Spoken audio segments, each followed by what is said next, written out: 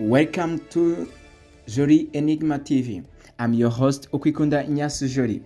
History is often told through the voices of those in power, but the enigma of any society lies in its most debated figures. Today, we bring you a comprehensive documentary on the life, the career, and the legal journey of Aimable Karasira. Before we begin, a vital word to our audience. The content of this documentary is provided strictly for informational and education purposes. At Joli Enigma TV, we are committed to the objective presentation of facts.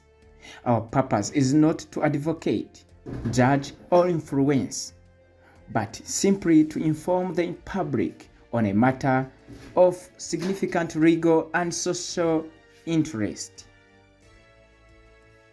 To ensure the highest level of accuracy, we have meticulously consulted a wide variety of diverse and trusted sources, from official legal documents and news archives to academic records and public statements. We have gathered these fragments to give you a complete picture of the events as they transpired.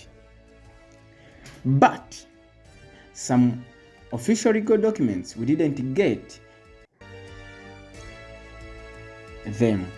But in fact, we have tried at least to peruse through different documents that are online. Now, what was the catalyst for his transition from a university lecturer to a headline-grabbing legal case? What do the records tell us about the charges he faces? Tonight, we look past the noise and examine the facts. Let's get into the enigma.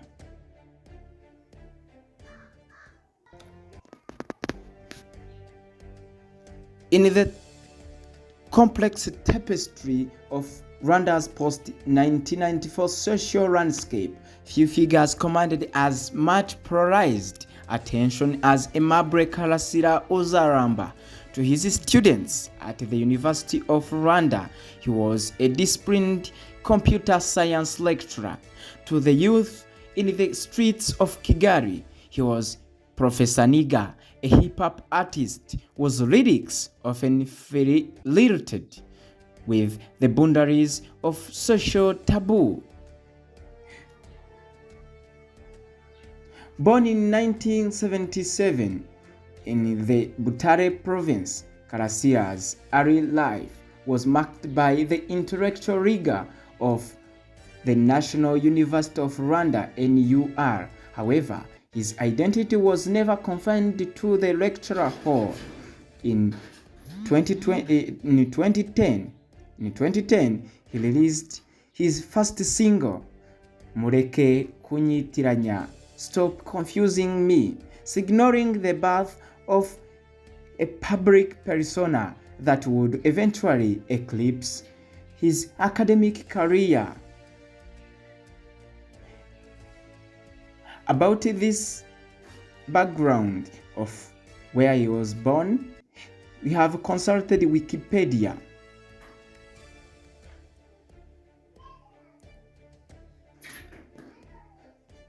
The transition from music to digital activism was fueled by the rise of YouTube.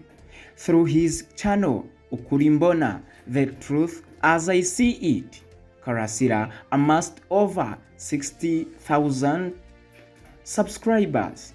He became a digital dissident, speaking on topics that many found uncomfortable. The lingering trauma of the 1994 genocide against the Tutsi, the economic struggles of the common citizen, and a critical analysis of the Rwandan Patriotic Front (RPF) governance. Karasira's narrative was uniquely personal, an ethnic Tutsi who survived the 1994 genocide. He gained international notoriety for publicly claiming that RPF soldiers were responsible for the deaths of his dead parents.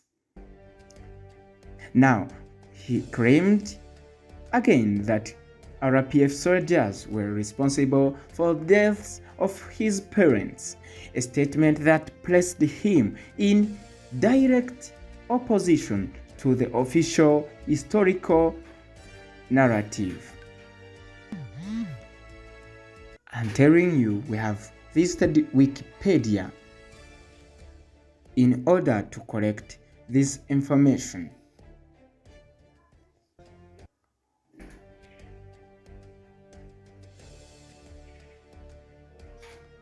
According to dailypioneer.com, on May 31st, 2021, the digital broadcast went silent.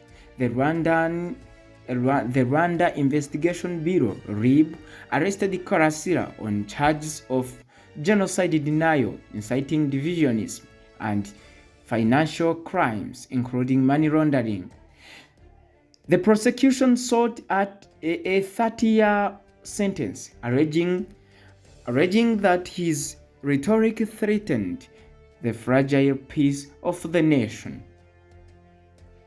Throughout the trial, Karasira's defense maintained two primary pillars: freedom of expression and mental health. He openly discussed his struggles with depression and post-traumatic stress, arguing that his commentaries were a form of self-therapy.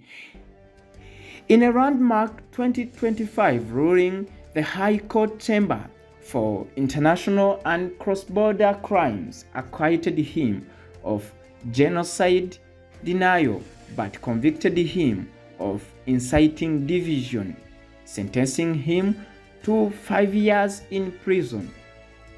You can get this in Committee to Protect Journalists.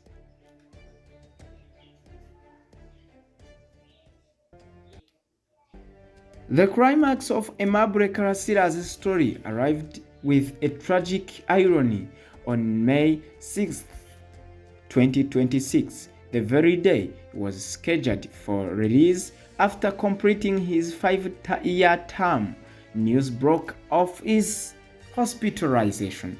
According to the Rwanda Correction Service, RCS, Karasira was being processed for his freedom when he allegedly consumed an overdose of his prescribed medication for diabetes and mental health.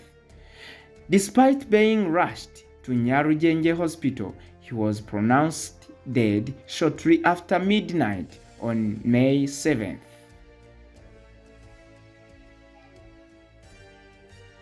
That is announced by Committee to Protect Journalists on cpg.org.